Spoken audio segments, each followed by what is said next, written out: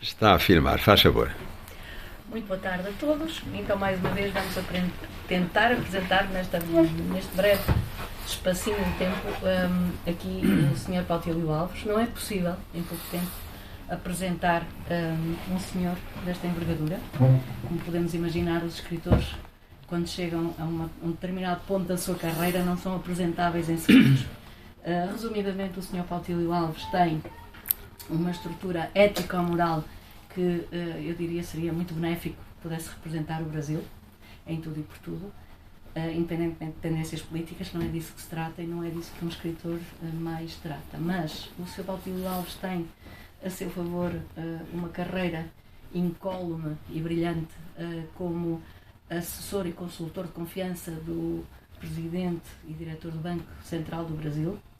Foi o primeiro senhor que fisicamente transportou reais em mala e aportou nos Estados Unidos para fazer investimentos do Brasil.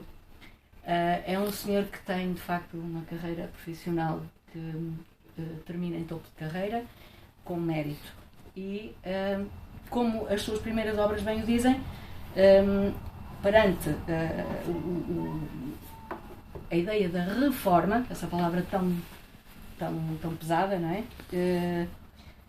Ele começa por escrever fragmentos de inquietude. Eu tenho alguns tesouros guardados do Sr. Pautílio e, a uma certa altura, acho que o segundo título diz tudo, chega de inquietude. O que é que o Sr. Pautílio decide fazer? Aquilo que é um sonho, que ele faz de forma exímia, na minha opinião, e modesta opinião, é escrever. Decide escrever, está neste momento a publicar a sua 13ª obra, para a qual aqui estamos todos presentes, não é? Que é uma prosa sobre poesia. Basicamente e resumidamente, uma prosa sobre poesia resume um trajeto, e mesmo muito resumida e levemente, o Sr. Pautílio identifica os vários períodos poéticos, desde o século XVI até aos nossos dias. Falo de uma forma leve, irónica, muito irónica. O Sr. Pautílio dispõe de um sentido de humor muito fino e muito específico, e que transparece muito facilmente nas entrelinhas de todas as suas obras, mas esta especificamente, e penso que em Quimera também há assim algum esmero nesse sentido. São obras de temas muito variados, mas em qualquer das suas obras o Sr. Pautílio revela aquilo que mais o caracteriza e que mais me encanta em qualquer ser humano. Em primeiro lugar, uma transparência e uma bondade em relação à vida que nos apaixona como amigos e para quem faz parte das suas relações mais próximas, obviamente, apreciará com muito carinho.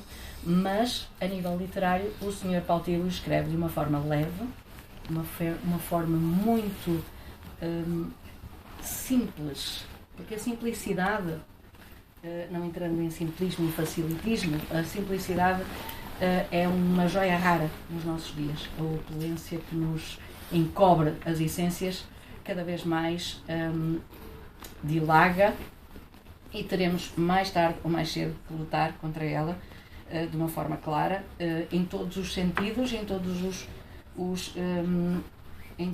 os sistemas de vida que nos rodeiam. O Sr. Pautílio escreve inicialmente, como disse, no Prosa sobre Poesia, acerca dos vários movimentos que foram então entrelaçando a literatura do Brasil com Portugal. Insoluvelmente há esse laço, e todos conhecemos, é inútil estar a penetrar muito esse assunto, não é? Entretanto, eu ontem introduzi o Sr. Pautílio com algumas citações que não me importo repetir porque acho que o definem muito. E então, segundo Alexandre O'Neill, um poeta é um distraído terrivelmente atento, e ele era o distraído mais atento e lúcido com quem conviveram. Isto foi dito sobre Zeca Afonso, mas eu acho que se aplica muito bem ao Sr. Pautílio, porque aparentemente o Sr. Pautílio está por aí assim, com uma leveza muito grande, distraído pela vida, mas quando escreve nós vamos perceber a profundidade com que ele atinge o que há de mais profundo e que define mais um ser humano. Eu li uma obra que tem a ver com e quando me apercebi, ele estava a falar da infância dele, eu não sabia, mas a forma como ele, no livro Os Aprendizes, retrata uma realidade brasileira que é tão característica, mas que retrata a infância dele verdadeiramente. O Sr. Pautílio tem uma origem muito humilde e é uma cópia fiel daquilo que foram os nossos anos 70 em Portugal. Não estamos assim tão longe quanto isso. Boa tarde, bem-vinda. Não estamos assim tão longe quanto isso dessa época em que era plasmável quase uma cópia em papel químico dessas realidades também em Portugal, e que eu, particularmente, como disse ao Sr. Pautílio, também vivi. Ele consegue, pela vida, com a sua disciplina, com o seu rigor, com a sua aplicação, tudo aquilo que realizou, e nomeadamente estas obras. E em cada obra do Sr. Pautílio há o reflexo, obviamente, é lógico, não é? Da sua personalidade, dos seus valores e das suas convicções. Em relação à prosa sobre poesia, há especificamente alguns pontos que talvez valha a pena fazer notar, visto que é sobre esta obra que temos que nos debruçar. E ele diz, e isto para mim é fundamental, o seguinte, e passo a citar: para compor poemas são necessários alguns ingredientes, tais como altruísmo, para transmitir experiências colhidas, considerando aí o seu papel didático; criatividade, para produzir algo novo, que pode levar a reflexões; e sensibilidade, para despertar sentimentos.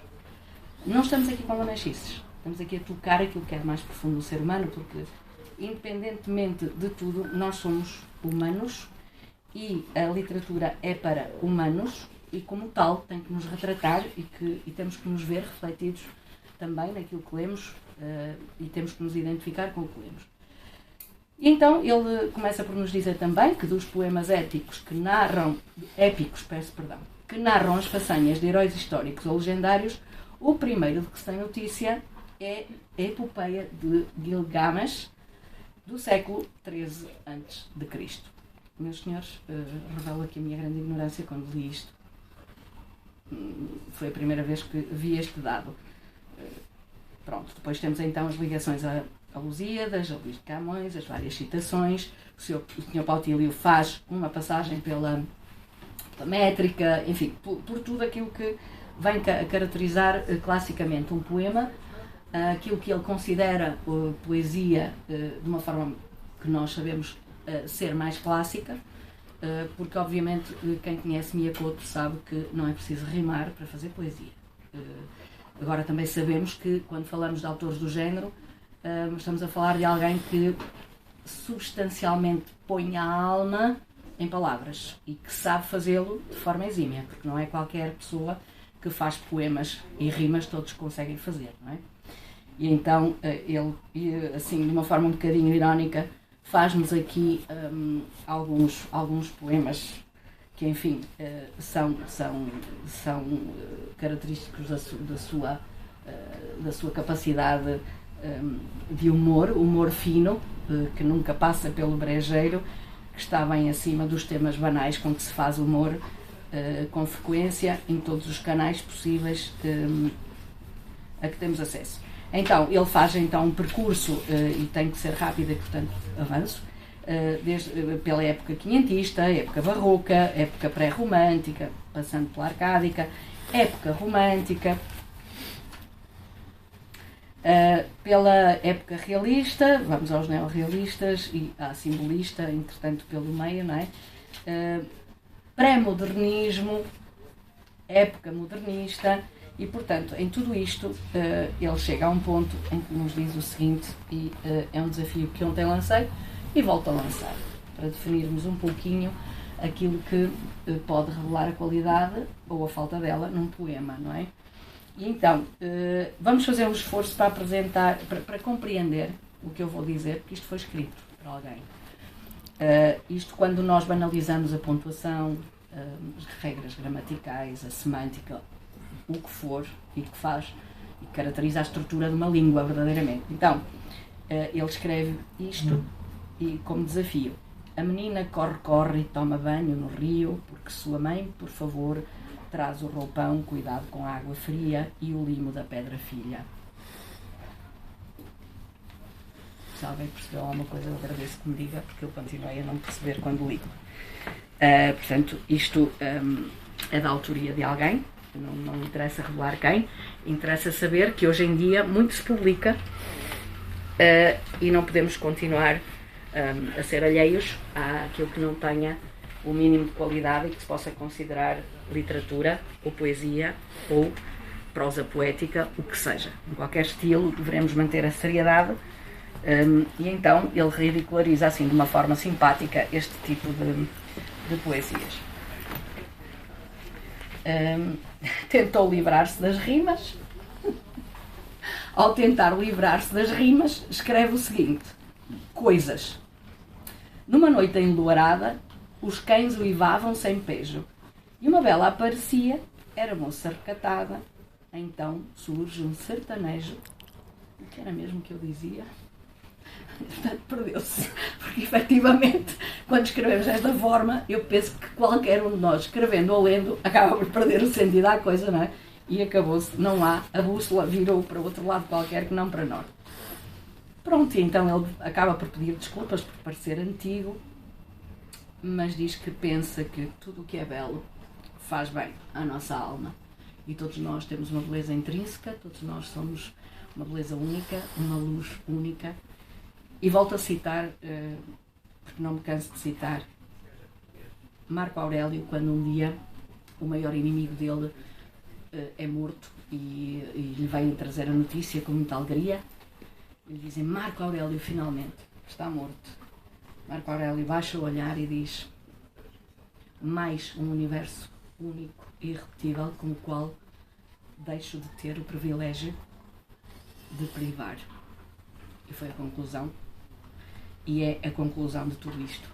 Todos nós somos um universo único, somos irrepetíveis, somos preciosos, somos aquilo que o Sr. Paulo Tílio nos vem aqui revelar. Temos que manter essa nossa luz, essa nossa esperança e essa nossa originalidade até aos últimos dias da nossa vida, com esta tenacidade, disciplina e vontade de chegar à alma de todos com o que há de mais belo. E entre o belo na arte está a literatura, está a poesia, como pode estar a pintura, como pode estar qualquer outro tipo de arte. Estou a olhar para vários artistas na minha frente neste momento, de várias áreas, e que realmente embelezam a nossa vida. O que seria de nós sem a arte? O que seria de nós sem a poesia?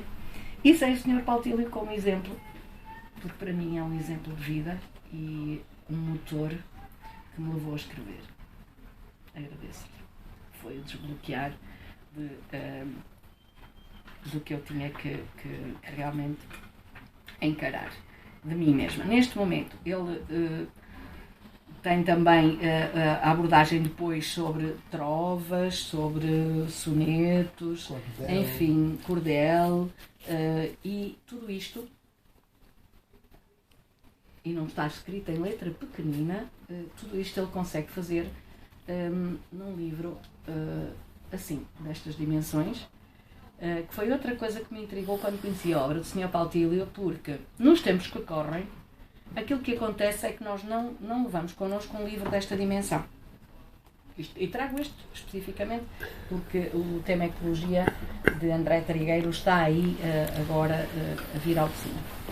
Mas ninguém traz um livro destes. Raramente nós vemos alguém sacar da bolsa ou da pasta um livro e sentar-se no metro ou no comboio a ler um livro grande. É raro. Este cabe no bolso.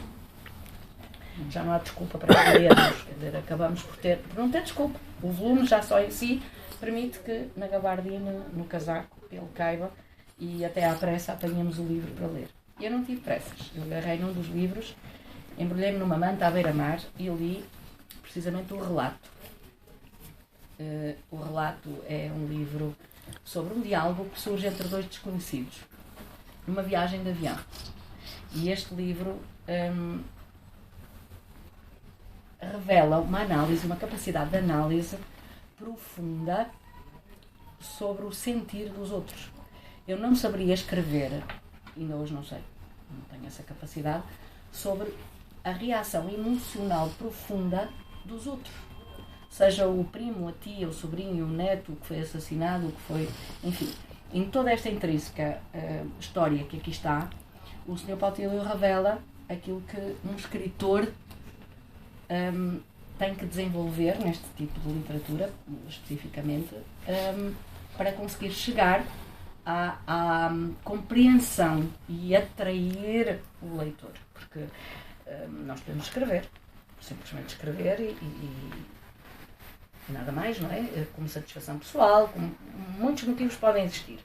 Mas se queremos que alguém se apaixone por aquilo que nós escrevemos, se temos uma mensagem a transmitir, além daqueles 3 pontos fundamentais que citei no início, não é? Altruísmo e não só, nós temos que ter essa capacidade de enlace e de análise profunda dos sentimentos dos outros, das emoções, das vivências, das cores, dos cheiros, ter a capacidade de, em letras, transmitir o sentir, as grandes maravilhas do mundo, não é? Como alguém fazia passar, não há muito, no tempo de pandemia, deu-se muito valor às 7 maravilhas do mundo, não é? Consigo ver, ouvir, cheirar, tocar, comover-me, enfim, aquilo que nós temos como as maiores dádivas. E isto, resumidamente, é o que eu tenho a dizer sobre o Sr. Pautilho, convidando-os a ler as suas obras, não só esta prosa sobre poesia, porque este é um livro que tem um caráter também mais técnico, mais didático. Teve uma grande... de base teve uma pesquisa que teve que ser muito depurada e muito resumida para se chegar a um livro deste tamanho. Porque isso foi uma das primeiras reflexões que eu fiz, porque definir uma época literária ou abordá-la sem a desdignificar em 2, 3 páginas deste tamanho não é fácil. E fazer referências a autores dessas mesmas épocas e que o representem é igualmente difícil. Portanto, a pesquisa que ele faz leva-o a ter esta capacidade de resumo que aqui está presente. Das restantes das suas obras, como vos disse, eu passei um par de horas muito bem passado com o relato, um outro par de horas muito bem passado com os aprendizes. Sou suspeita pelas escolhas, o desafiei a idade, se calhar por medo, eu vou lê-lo daqui para uns anos. Estou a brincar, obviamente não é isso que vou fazer. Eu conheço a obra do Sr. Pautilho e talvez seja a mais suspeita das apresentadoras, porque eu gosto mesmo muito da forma como ele escreve. Não sou isenta, provavelmente, e é isso que tenho a dizer. Portanto, convido todos a conhecer a sua obra e queria deixar-vos uma mensagem, e essa é pessoal e o Sr. Pautilho permite-me que o faça. Tendo tido bênção de poder ter acedido à palestra preferida pelo Dr. Luís Marques, professor universitário da UTA, vai ser editado um livro que eu vou pedir aqui diretamente que seja aqui vendido e divulgado, que se chama O Próximo Decênio, que é fundamental para que nós possamos reunir-nos daqui por 20 anos, 15 anos, 12 anos se calhar, e para que o possamos fazer, para que possamos dizer, para que possamos estar, nós vamos ter que no próximo decênio ter uma atitude concreta em relação ao nosso planeta, em relação ao nosso modo de estar, à nossa forma de vida. E o Dr. Luís Marques incita-nos a ler esse livro e a proceder a uma mudança comportamental fundamental para que o planeta se salve. Estamos a falar do planeta Terra. A obra, eu não quero ser pouco fiel, chama-se O Próximo Decênio e que tem um indicador claro do que nós temos que ser como seres humanos a nível comportamental nos próximos 10 anos, se quisermos reunir-nos daqui por 11 neste espaço e assim seja permitido que nós aqui estejamos para fazer. Obrigada por me terem ouvido e passo a palavra.